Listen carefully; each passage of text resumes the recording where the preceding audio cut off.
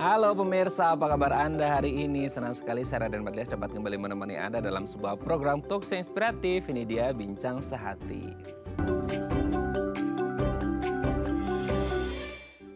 Ya pemirsa, sering nggak sih Anda mendengar gitu ya, atau membaca atau melihat ada berita gitu ya.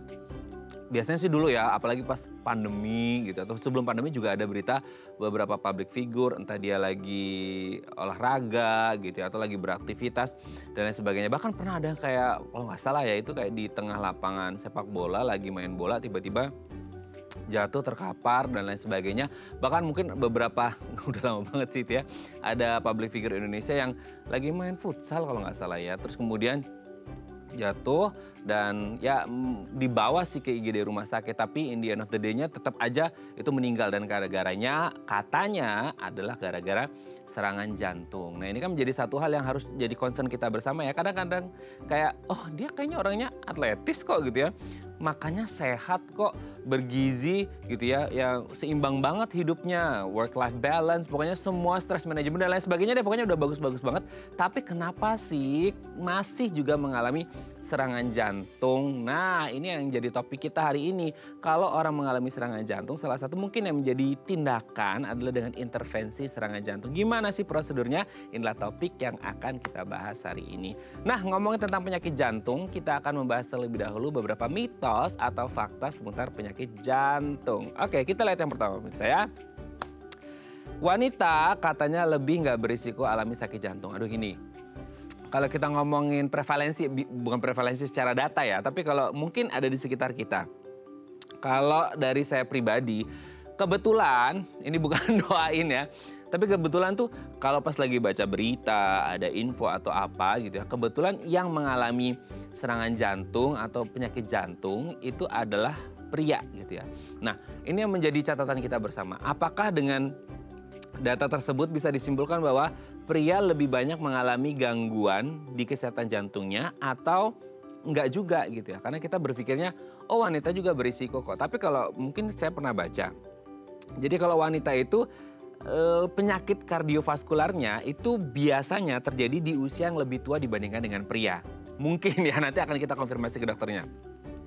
Kenapa? Karena wanita itu kan estrogen dependent. Nah, jadi ketika mereka masuki usia mulai dari perimenopause sampai menopause gitu ya, kan otomatis hormon estrogennya berkurang. Nah, ini yang katanya akan meningkatkan kenapa akhirnya wanita ini bisa muncul penyakit kardiovaskular di usia yang lebih tua. Jadi kayak nggak ketara bahwa wanita juga bisa mengalami penyakit jantung dibandingkan dengan pria yang mereka bukan estrogen dependent pastinya ya. Jadi kita kepikirannya kayak, oh berarti pria ini lebih berisiko mengalami sakit jantung. Atau sebenarnya well sama aja sih, mungkin tingkat kemunculannya aja dengan beberapa faktor risiko yang mendukung akhirnya kenapa wanita lebih agak tua gitu ya muncul penyakit jantungnya. Oke, kita lanjut yang kedua pemirsa ya. Penyakit jantung hanya menyerang lansia. Jadi karena kita kepikirannya oke, karena proses degeneratif tubuh, metabolisme tubuh menurun dan lain sebagainya, sehingga kita kepikiran kebetulan juga sih, maksudnya selama ini yang orang kayak serangan jantung kayak gitu ya, penyakit jantung dan lain sebagainya, kebetulan di usia 50 plus atau 60 plus seperti itu. Sehingga kita kepikiran, oh sakit jantung ini hanya berlaku bagi orang-orang lansia. Padahal mungkin ada juga mungkin ya kasus pada bayi yang baru lahir. Nah kita mungkin menyebutnya sebagai penyakit jantung bawaan. Atau mungkin aja selama ini kita pernah mendengar, dia tuh masih usia 20-an, 30-an, 40-an. Tapi dia kena serangan jantung dan akhirnya harus meninggal dan lain sebagainya. Nah ini mungkin karena beberapa faktor ya. Mungkin karena sedentary lifestyle gitu ya.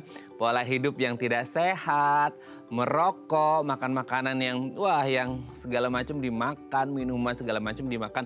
Nah ini sebenarnya ada beberapa faktor risiko yang sebenarnya bisa nggak sih akhirnya ini membuat seseorang meskipun belum masuk kategori lansia, mereka bisa mengalami gangguan di kesehatan jantungnya ya. Nanti akan kita bahas. Apalagi sekarang makanya banyak yang manis-manis, makan yang asin-asin dan lain sebagainya. Itu harus dikontrol ya. Oke, kita lanjut yang ketiga pemirsa ya.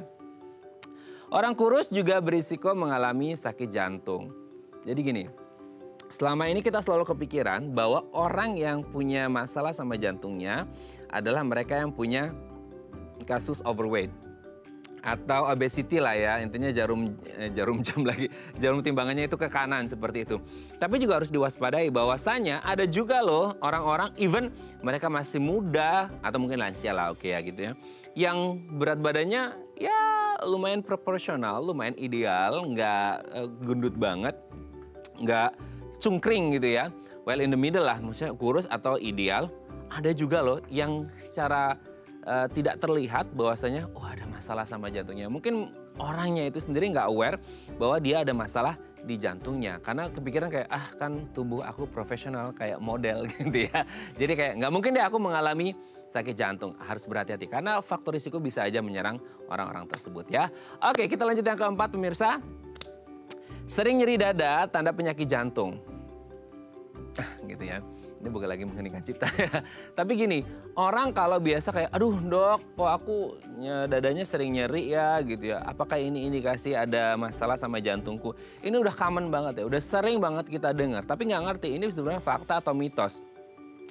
Tapi kalau kita ngomongin nyeri dada, ini kan sebenarnya mungkin banyak faktor ya. Dalam artian tidak hanya indikasinya ditegakkan diagnosis bahwa ini adalah masalah di jantungnya. Mungkin aja ya, mungkin gangguan sistem pernapasan, gangguan sistem pencernaan gitu ya, dan lain sebagainya. Mungkin ada gangguan masalah dada atau otot dan lain sebagainya yang akhirnya membuat kenapa dadanya sering nyeri. Jadi jangan langsung mengindikasikan dan mendiagnosis diri sendiri, self-diagnose bahwa oh dok aku ada masalah sama jantung aku gara-gara dada aku sering nyeri. Enggak ya, harus konsultasi ke dokter jantung dulu untuk mengetahui apakah nyeri dadanya ini gara-gara masalah jantung atau mungkin karena masalah kesehatan yang lainnya. Oke, kita lanjut yang terakhir pemirsa.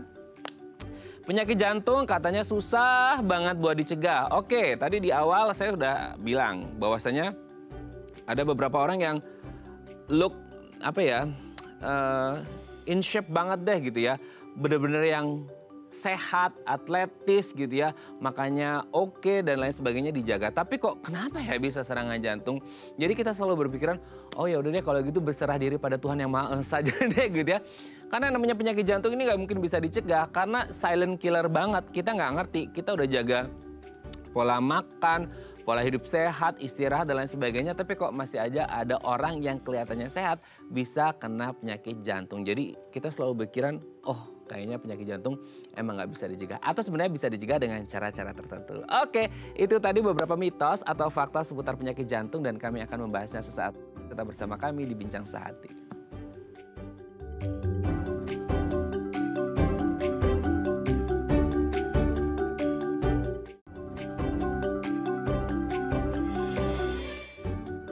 Baik, karena masih bersama kami di Bincang Sehati. Tadi di segmen sebelumnya kita sudah membahas ada beberapa mitos atau fakta seputar penyakit jantung. Nah, untuk mengonfirmasinya ini benar fakta atau mitos belaka, telah hadir bersama kami di studio Bincang Sehati ada Dr. Hendro Adi Kuncoro, SPJPK, dokter spesialis jantung dan pembuluh darah, konsultan intervensi dari Seci Hospital. Selamat pagi Dr. Hendro, apa kabar dok? Selamat pagi Mas Raden. Selamat pagi sejawat semuanya. Ya. Sehat ya dok ya?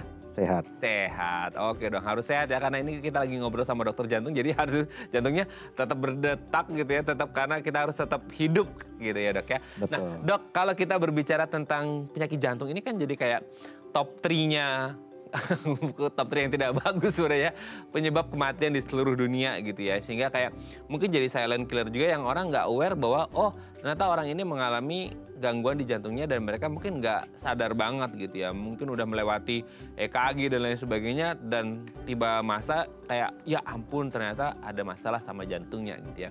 Kita akan bahas terlebih dahulu sebelum ngomongin intervensi serangan jantung beberapa mitos atau fakta seputar penyakit jantung ya dok. Yang pertama adalah wanita katanya lebih nggak berisiko dibandingkan pria untuk mengalami sakit jantung. Karena mungkin kepikirannya selama ini, oh iya kayaknya banyakkan cowok yang mengalami sakit jantung. Nah kita dong dok, gitu ya. Wanita gimana gitu, nah gimana tuh dok? Baik, jadi untuk menjawab pertanyaan tadi, kita harus mengetahui bahwa wanita ini memiliki hormon yang tidak dimiliki oleh laki-laki, yaitu hormon estrogen. Hormon estrogen ini memiliki beberapa mekanisme untuk melindungi jantung terhadap resiko terjadinya serangan jantung koroner. Itulah sebabnya kecil sekali kemungkinan serangan jantung koroner pada wanita terutama di usia subur yang masih mengalami menstruasi secara berkala tadi. Namun pada usia premenopause ataupun menopause di mana hormon estrogen dari wanita tersebut berkurang bahkan berhenti, saat itu faktor resiko dari laki-laki maupun wanita untuk terjadinya serangan jantung koroner sama. Seperti itu. Oke, jadi ini indikasinya adalah sebelum masuk perimenopause atau menopause itu sendiri, wanita lebih atau relatif lebih aman dibandingkan dengan pria ketika kita ngomongin memicu terjadinya gangguan di jantungnya. Tapi akan jadi berbeda kondisinya ketika mereka memasuki perimenopause atau menopause yang notabene estrogennya mulai menurun gitu ya, sehingga mungkin risikonya akan sama dengan pria. Betul. Gitu ya. Tapi bukan berarti kita doain bahwa orang-orang wanita-wanita yang masuk usia menopause akan mengalami serangan jantung. Enggak, tergantung lagi kembali ke individunya masing-masing ya Dok ya. Bagaimana cara menjaga hidupnya, pola hidup, pola makan dan lain sebagainya gitu ya Dok ya. Betul. Dan menurut statistik wanita di usia premenopause itu justru resiko stroke-nya lebih tinggi daripada laki-laki. Jadi kita diciptakan adil. Faktor resiko yang satu lebih tinggi, yang satunya lagi berbeda. Jadi memang ada beberapa perbedaan resiko terjadinya jantung dan stroke ini pada laki-laki maupun wanita dan tergantung dari usia tersebut tadi. Nah, jadi ini kita bukan lagi adu-aduan nasib ya antara pria dan wanita, tapi kita lagi ngomongin fakta dan kalau bisa ya harus dijaga dengan pola hidup yang lebih sehat ya. Jadi nggak perlu jantung juga, nggak perlu sakit jantung juga, nggak perlu stroke dan lain sebagainya gitu Dok ya. Oke, kita lanjut yang kedua. Penyakit jantung hanya menyerang lansia. Nah, ini kan kadang-kala karena ya proses degeneratif tubuh lah ya, aging gitu ya, metabolisme menurun dan lain sebagainya, sehingga kita kepikiran oh selama ini kita ngeliat orang yang jantung gitu ya, maksudnya ada gangguan di jantungnya adalah orang-orang yang sudah mulai masuk usia lanjut atau lansia. Sementara kayak nggak mungkin deh remaja 20-an, 30-an, 40-an mengalami sakit jantung, kayaknya jarang banget. Nah bisa nggak sih akhirnya di usia-usia muda, even bayi baru lahir pun mungkin karena bawaan dan lain sebagainya bisa mengalami gangguan di jantungnya Dok? Ya, jadi penyakit jantung ini banyak sekali etiologi ya, penyebabnya. Yang paling populer, yang paling sering dibicarakan orang adalah penyakit jantung akibat kelainan dari koroner. Bisa jadi penyakit jantung akibat gangguan irama jantung, atau yang tadi disebut terakhir adalah kelainan jantung bawaan yang sejak lahir. Ada juga penyakit-penyakit jantung yang lain yang mungkin kita bisa bahas di sesi-sesi berikutnya. Kita membahas dalam konteks serangan jantung koroner tadi ya, yang paling sering timbul dan yang paling sering menyebabkan kematian tadi. Jadi penyakit jantung koroner ini penyakit jantung yang disebabkan karena penebalan dari dinding pembuluh darah koroner, di mana dinding pembuluh darah koroner tadi adalah pembuluh darah yang memberikan oksigen dan makanan untuk otot jantung. Jadi sedemikian vitalnya pembuluh darah koroner tadi demi kelangsungan dari pompa jantung tersebut. Sejak dari usia remaja bahkan anak-anak, dinding pembuluh darah koroner ini sudah mulai mengalami penebalan. Dan ini akan terus berjalan hingga seiring dengan usia dari orang tersebut. Dengan atau tanpa penyakit penyerta tadi. Apabila orang tersebut memiliki faktor risiko seperti darah tinggi, gula, kolesterol, dan kebiasaan hidup yang tidak sehat dari pola makan ataupun sedentary lifestyle tadi, penebalan ini akan lebih cepat berkembang sehingga timbul suatu kondisi dinamakan plak aterosklerosis. Nah, plak ini tentu akan berjalan perlahan-lahan sehingga pada usia lanjut, usia populasi di atas 40 ini baru timbul serangan. Itu yang klasik dulu.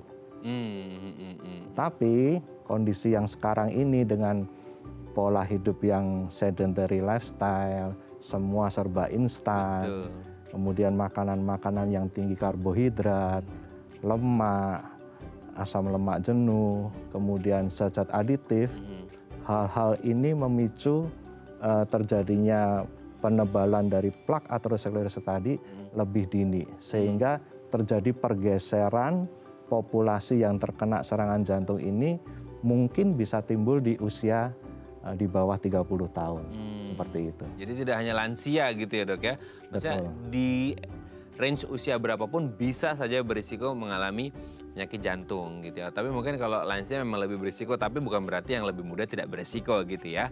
Oke dok, kita lanjut yang ketiga ya. Nah ini dia, orang kurus katanya juga bisa berisiko mengalami gangguan jantung. Karena selama ini kita tahunya orang-orang dengan obesitas, yang berlebihan berat badan, itu yang berisiko. Jadi kayak orang yang kurus kayaknya nggak mungkin deh gitu. Itu gimana dok? Nah ini yang mungkin pemahaman yang dulu adalah orang kurus ini pasti lemaknya sedikit. Iya. Lemak yang sedikit ini identik dengan kolesterolnya juga pasti rendah. Tapi kita juga jangan melupakan bahwa penyakit jantung terutama koroner ini adalah penyakit yang multifaktorial. Artinya apa?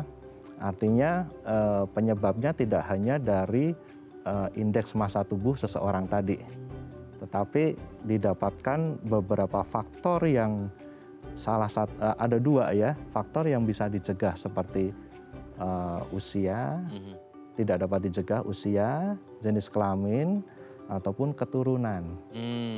Dan faktor-faktor yang bisa dicegah, seperti kebiasaan merokok, kebiasaan makan makanan yang tidak sehat ya, dengan lemak jenuh tinggi, karbohidrat tinggi dan sebagainya, riwayat darah tinggi, kolesterol, gula, kemudian obesitas, dan sebagainya. Nah, semua faktor-faktor ini yang kita harus identifikasi, kemudian kita kelola secara optimal, sehingga orang yang kurus meskipun memiliki faktor-faktor resiko yang bisa dicegah tadi, kita bisa hindari resiko terjadinya penyakit jantung koroner di kemudian hari. Nah itu dia ya, jadi ada beberapa hal yang jadi catatan ya gitu untuk bersama bahwasanya oh tidak hanya orang dengan obesitas atau gendut gitu ya ataupun kurus, semua pasti bisa berisiko ya. Betul. Yang penting pola hidup harus lebih sehat gitu ya. Karena ada yang bisa dimodified, ada yang unmodified gitu ya istilahnya. Oke, kita lanjut yang keempat.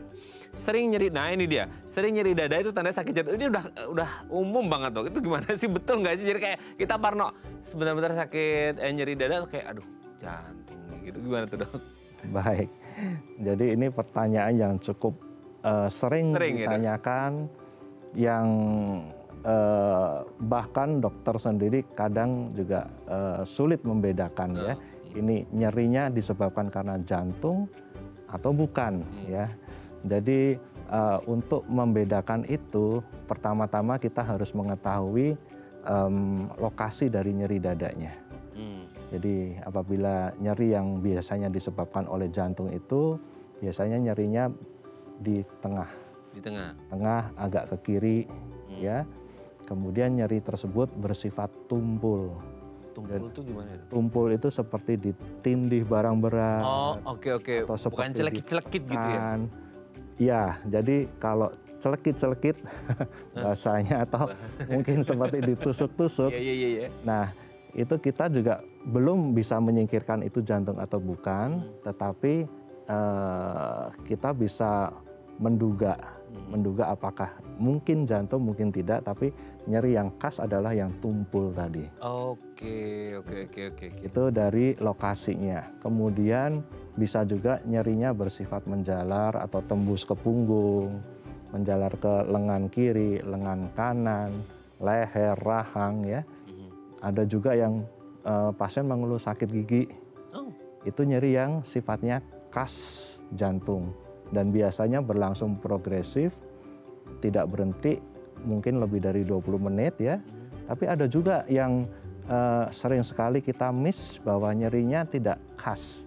Nyeri yang tidak khas itu apa? Nyeri yang seperti kalau pada usia lanjut atau pada pasien-pasien yang diabetes, itu mereka mengeluh sesak nafas atau dadanya rasanya tidak plong gitu ya, nafasnya nggak plong.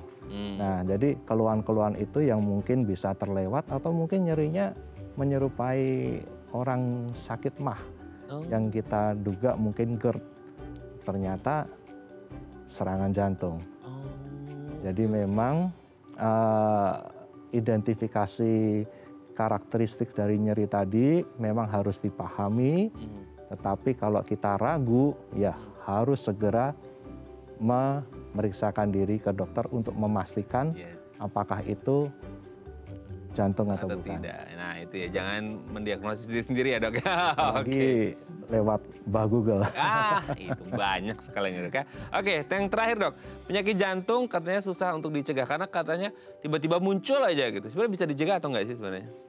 Baik, jadi seperti yang tadi sudah sedikit kita kupas di sebelumnya, ada yang tidak bisa dicegah, contohnya jenis kelamin. Usia gitu ya. Ya, usia. Kemudian keturunan. Jadi keturunan ini yang dimaksud apa? Jadi contoh adalah ayahnya pernah kena serangan jantung dini, yaitu di usia di bawah 55 tahun. Atau ibunya pernah kena serangan jantung dini di bawah 65 tahun. Nah itu yang dinamakan faktor resiko keturunan. Jadi bukan dari kakeknya atau tantenya atau omnya, bukan ya. Jadi dari ayah atau dari ibu pasien tersebut. Nah itu pentingnya mau cari mantu, Mas Raden, bibit, bebet, bobot itu penting ya, orang Jawa ya. Jadi kalau ayahnya kena serangan jantung usia 40, kemudian ibunya ada faktor resiko dan sebagainya, ya itu perlu dipertimbangkan. Atau perlu kontrol ke dokter jantung dulu. Betul, ya. Oke, jadi memang ada beberapa faktor yang mungkin bisa dimodifikasi atau bisa dicegah dan yang tidak bisa dicegah. Nah, kalau yang bisa dicegah ini jadi perhatian bersama supaya tidak mengalami sakit jantung gitu ya dok ya. Oke, thank you dok. Ini sudah terjawab mitos faktanya. Nanti kita lanjut lagi ngobrol di segmen selanjutnya tentang intervensi serangan jantung ya dok ya. Oke pemirsa, kalau Anda punya pertanyaan seputar tema kita hari ini, boleh tanya-tanya di 021 290 32 644 atau DM Instagram kami di @theifamily. Kami akan kembali saat lagi.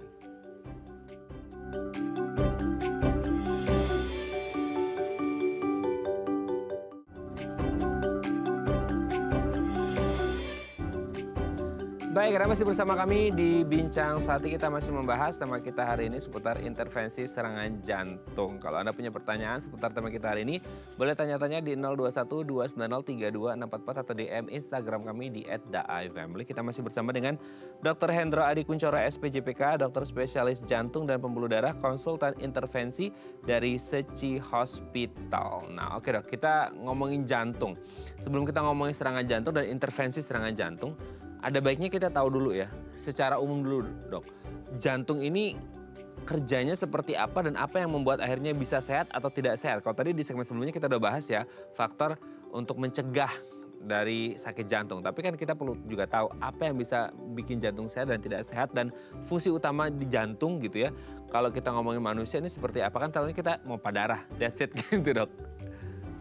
Baik, jadi jantung ini adalah organ yang vital ya, yang berukuran sekepalan tangan orang ya, terletak di dalam dinding dada, dan jantung sendiri ini adalah suatu organ yang berfungsi untuk memompa darah yang kaya akan oksigen dan nutrisi ke organ-organ yang membutuhkan.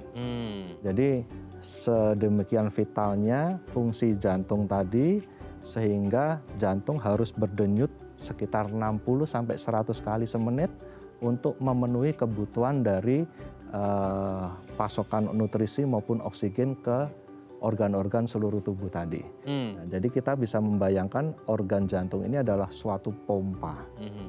Pompa di mana jantung tadi mengalirkan darah ke pembuluh darah yang kita namakan arteri ataupun aorta yang besar ke organ-organ yang membutuhkan tadi. Arteri, aorta maupun kapiler tadi kita bayangkan sebagai suatu pipa. Jadi pompa dan pipa ini adalah suatu sistem kardiovaskuler. Jadi kita bayangkan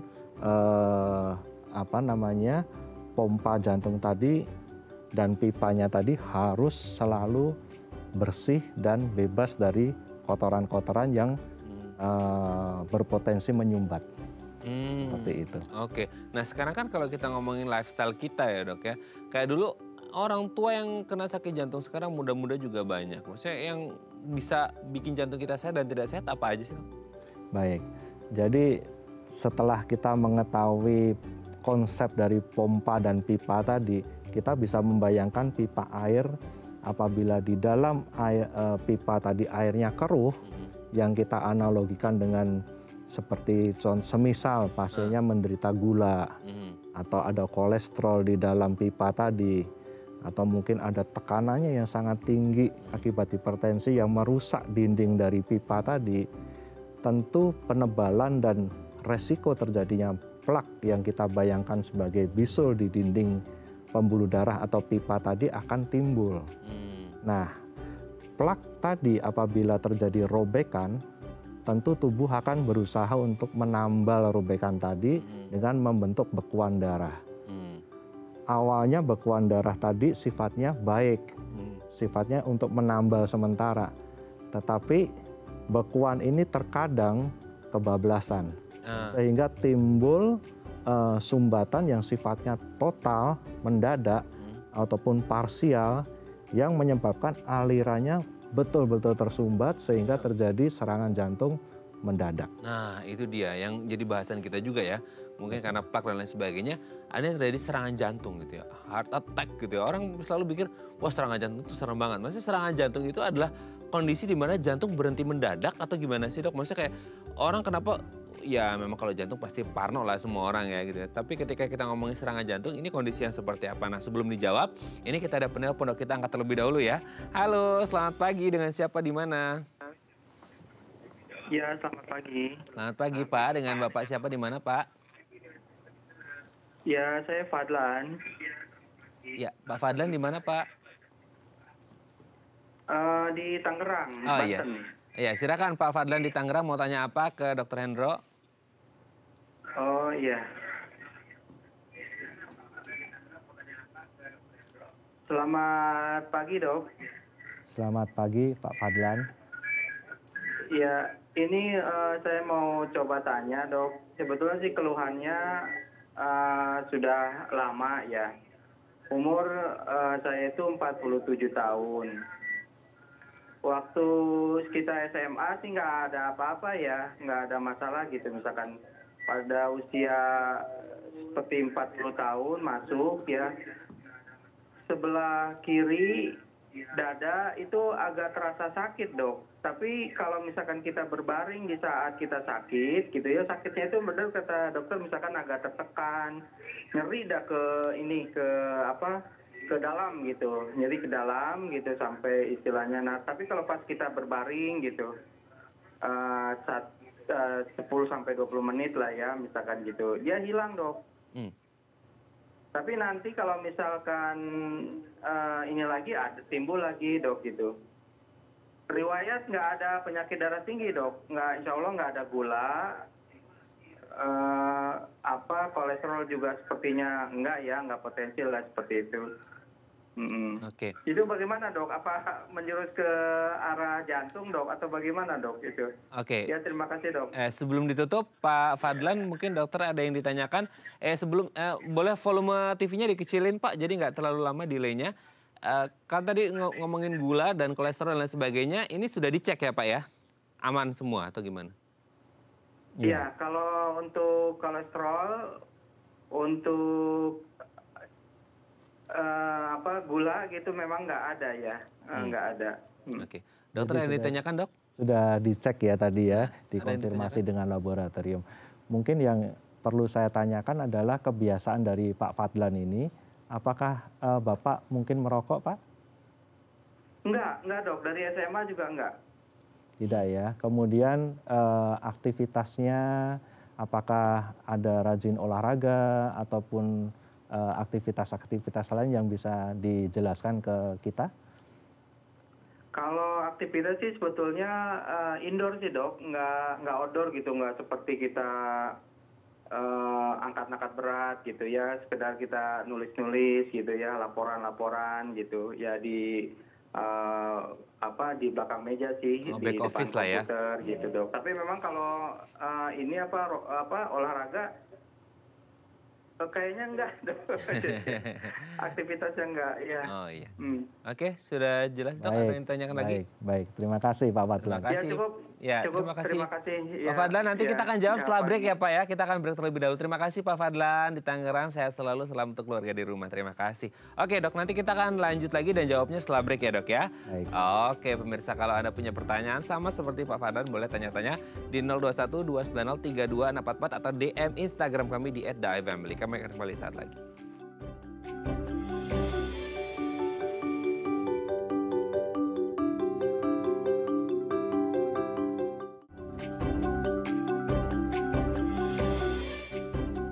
Baik, Anda masih bersama kami di Bincang Sati.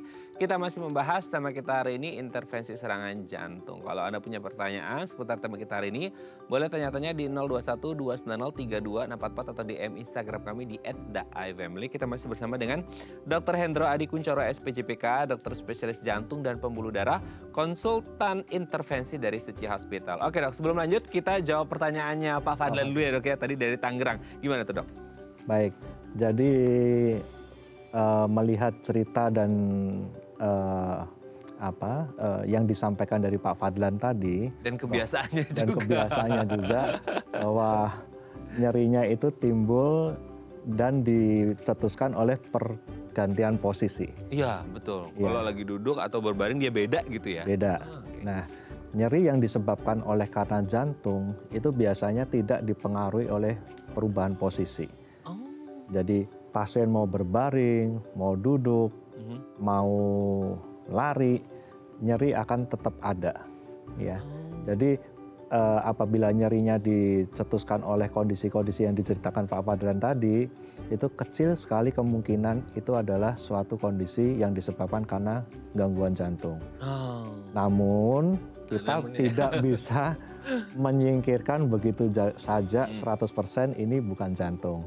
Jadi diperlukan suatu pemeriksaan lanjutan ya untuk memastikan bahwa ini pasti bukan jantung, yaitu dengan pemeriksaan EKG, rekam jantung, yang mungkin bisa dilakukan treadmill ataupun sampai dengan CT scan koroner.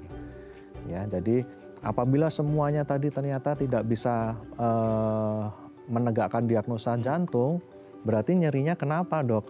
Oh. Nyeri karena nyeri dada ini bukan semata-mata hanya disebabkan oleh jantung saja. Bisa disebabkan karena kelainan dari paru-paru, ataupun organ-organ dinding dada seperti tulang, otot maupun persyarafan di situ, atau mungkin dari lambung ataupun pencernaan yang gejalanya menyerupai nyeri dada akibat jantung tadi. Nah itu dia ya.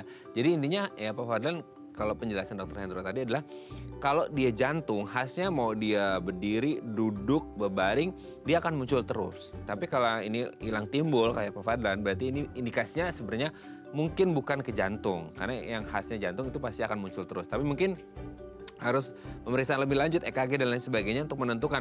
Kalau fine-fine aja hasil EKG dan lain-lainnya, berarti ya notabene aman lah jantungnya. Berarti harus diperiksakan yang lain, mungkin paru-paru dan lain sebagainya gitu ya dok ya. Betul. Karena ini kan untuk kualitas hidupnya Pak Fadlan juga ya, takutnya ada rasa nggak nyaman gitu ya. Karena udah kurang lebih 7 tahun ya, sekarang 47 mulai muncul di usia 40-an kan. Semoga ini bisa menjawab pertanyaan Pak Fadlan. Segera konsultasikan. Kalau mau cek EKG langsung ya ke Dr. Hendro aja ke Suci Hospital ya. Oh, nggak jauh kan dari Tangerang ke Suci Hospital ya dok ya. Oke dok, kita lanjut. Ini ada penelpon lagi dok. Wah rame nih hari ini Dr. Hendro ya. Kita sapa lagi. Halo selamat pagi, dengan siapa di mana? Waduh ini yang jawab kok yang lain ya. Halo selamat pagi, dengan siapa di mana? Selamat pagi. Oke, nanti mungkin kita hubungi lagi ya. Nah, nanti mungkin kita hubungi lagi ya. Ini kayaknya ibunya lagi ke toilet sebentar ya. Mungkin ada si Anabulnya yang jawab malah. Oke dok, kalau kita ngomongin serangan jantung, tadi sudah belum sempat kita bahas ya. Serangan jantung ini sendiri kondisi yang seperti apa? Kayak orang bisa benar-benar langsung sorry to say, blok langsung hilang nyawanya atau gimana sih? Kayak serem banget gitu. Baik, jadi serangan jantung koroner sendiri dalam konteks ini terjadinya sumbatan yang mendadak di pembuluh darah yang memberi makan otot jantung, ini sangat kondisi yang sangat mengancam jiwa dan krusial. Golden period dari serangan jantung yang sifatnya total dan mendadak tadi adalah 2 jam. Artinya dalam 2 jam ini kita harus segera membuka sumbatan yang menyebabkan aliran darah ke otot jantung tadi terhenti. Dengan apa? Dengan intervensi koroner perkutan atau primary PCI atau kateterisasi jantung tadi. Nah, kalau tidak ada fasilitas itu, tentu kita harus memikirkan bagaimana cara membuka sumbatan tadi secepat mungkin dengan obat-obat kimiawi.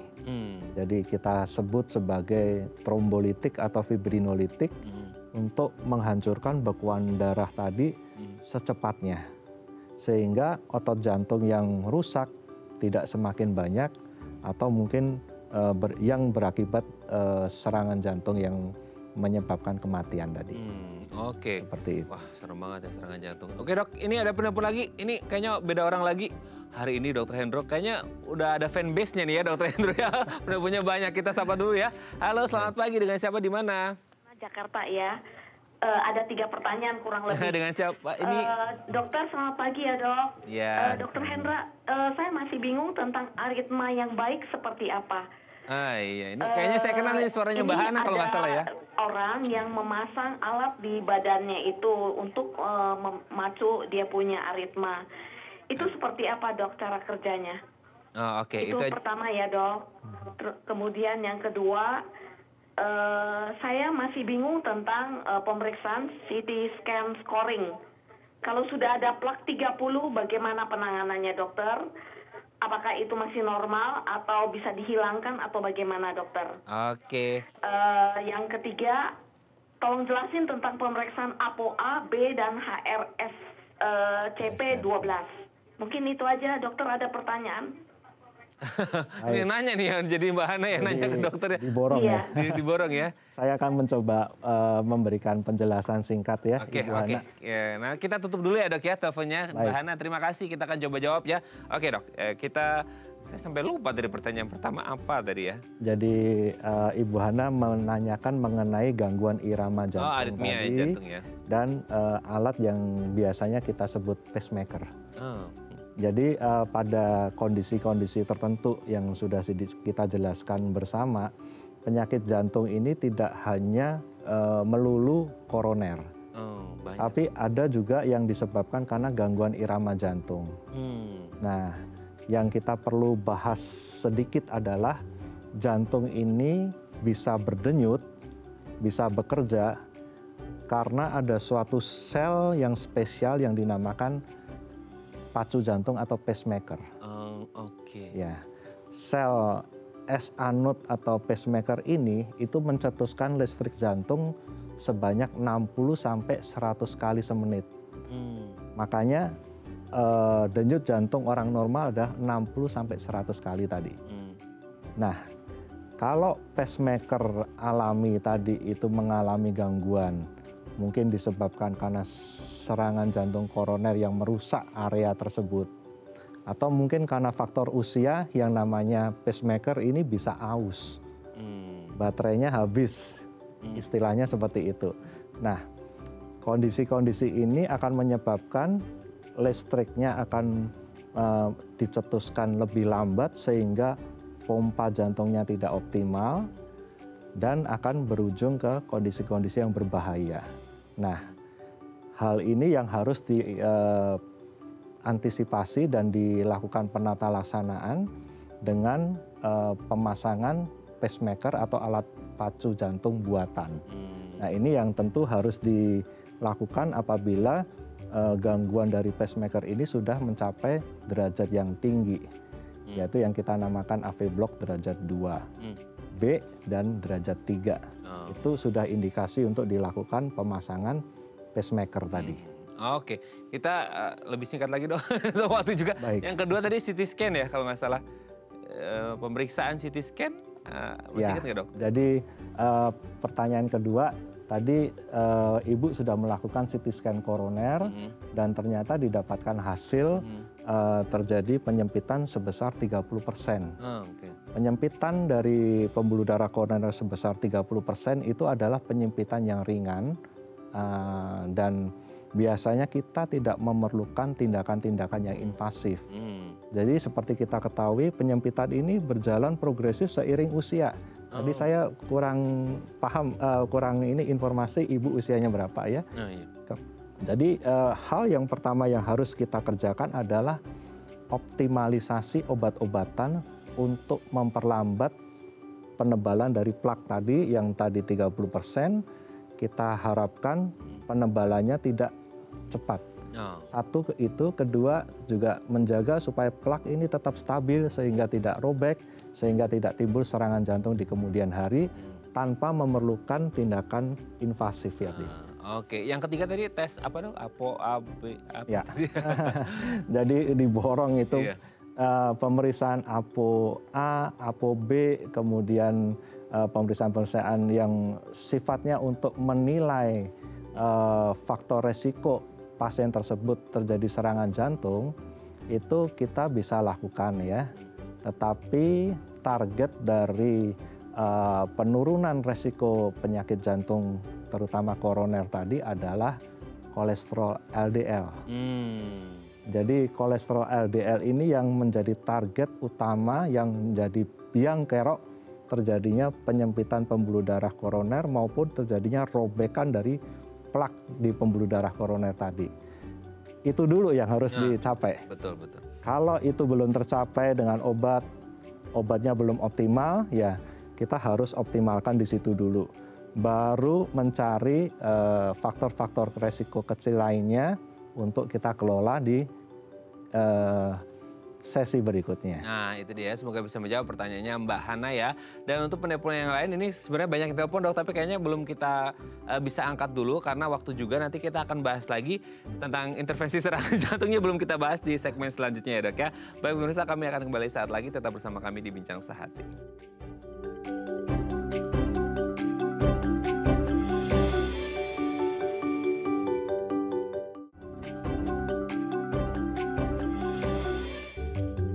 Baik, karena masih bersama kami di Bincang Sehati, kita masih membahas tema kita hari ini seputar intervensi serangan jantung yang belum sempat kita bahas karena banyak sekali penelpon. Kita masih bersama dengan Dr. Hendro Adi Kuncoro, SPJPK, dokter spesialis jantung dan pembuluh darah, konsultan intervensi dari Secia Hospital. Maaf ya Bapak Ibu kalau teleponnya belum kita angkat karena waktu juga. Next time kita ngobrol lagi sama Dr. Hendro, harus ini ya. Oke dok, intervensi serangan jantung. Kalau tadi serangan jantungnya udah, sekarang intervensi itu yang tindakan seperti apa sih dok? Baik, jadi sebelum kita mengupas intervensi, kita harus menyadari bahwa penyakit jantung koroner ini bisa dicegah sebenarnya dengan pola hidup sehat. Pola hidup sehat ini adalah diet yang rendah lemak, rendah gula, rendah lemak jenuh dan sebagainya. Kemudian aktivitas fisik, yaitu sedentary lifestyle atau mager itu ya. Mager, kaum rebahan. Ini harus kita rubah sedini mungkin karena ini akan menyebabkan resiko penyakit jantung koroner yang meningkat di kemudian hari. Nah, untuk pasien-pasien yang memang sudah memiliki faktor resiko seperti darah tinggi, gula, kolesterol, tentu kita harus kelola agar tidak terjadi serangan jantung yang berbahaya. Nah, yang jadi masalah adalah kalau sudah terlanjur dok, timbul serangan jantung yang tadi sudah kita bahas bersama, apa yang harus dikerjakan? Yaitu kita harus melebarkan dinding pembuluh darah yang tersumbat atau menyempit tadi dengan suatu tindakan yang disebut intervensi koroner perkutan atau kateterisasi jantung, atau yang kita biasa orang bilang dipasang ring dan sebagainya tadi. Oke. Itu biasanya memang tindakan untuk jantung koroner, serangan jantung, atau mungkin ada beberapa kasus jantung yang lain juga dok, atau gimana? Ya, jadi terutama untuk serangan jantung yang mendadak, yang sifatnya menyumbat secara tiba-tiba, kita harus lakukan suatu tindakan yang dinamakan primary PCI. Jadi itu tindakan yang harus dikerjakan sesegera mungkin untuk menyelamatkan otot jantung kita. Tindakan ini sifatnya invasif, tetapi bukan suatu operasi. Jadi dokter akan memasukkan alat ya seperti selang kecil melalui lengan ataupun pangkal paha, kemudian dimasukkan kawat penuntun tipis ya masuk ke pembuluh darah koroner yang tersumbat tadi. Di situ dokter akan mengambil foto atau gambar pembuluh darah yang tersumbat tadi, kemudian dilebarkan dengan balon, dan kemudian apabila dirasa perlu akan dipasang stent atau cincin atau ring tadi untuk menopang pembuluh darah yang tersumbat yang sudah dilebarkan dengan balon tadi supaya tidak menguncup lagi. Jadi dipasang selongsong untuk menyangga dinding pembuluh darah yang tadi mengecil sudah dilebarkan dengan balon supaya tidak menguncup dengan stent atau ring tadi. Itu adalah suatu tindakan yang dinamakan intervensi koroner perkutan. Oke, jadi memang tindakan ini disebut intervensi yang untuk jantung ini sendiri ya. Jadi memang salah satu solusi yang ditawarkan ketika orang ada masalah dengan jantungnya. Oke dok, terima kasih. Ini waktu juga membatasi kita. Kayaknya baru 3 pertanyaan aku tanya ke dokter ya. Next time kita harus ngobrol lagi dok seputar kesehatan jantung kita supaya jantung kita tetap sehat. Supaya ini menjadi edukasi kita bersama dan juga untuk pemirsa yang ada di rumah. Terima kasih dokter Hendro. Semoga dokter Hendro dan keluarga sehat terus dan salam untuk teman-teman di Seci Hospital. Selamat pagi dokter Hendro, terima kasih ya. Terima kasih. Terima kasih kembali. Oke pemirsa, itu tadi perbincangan kita dengan Dr. Hendro. Semoga bermanfaat ya. Saya Raden Matlias pamit. Sampai jumpa dan selamat kembali beraktivitas di hari Selasa yang indah ini. Dan ingat jaga kesehatan Anda, jaga kesehatan jantung Anda. Jangan hidup dengan pola sedentary lifestyle. Jangan jadi kaum rebahan. Sampai jumpa.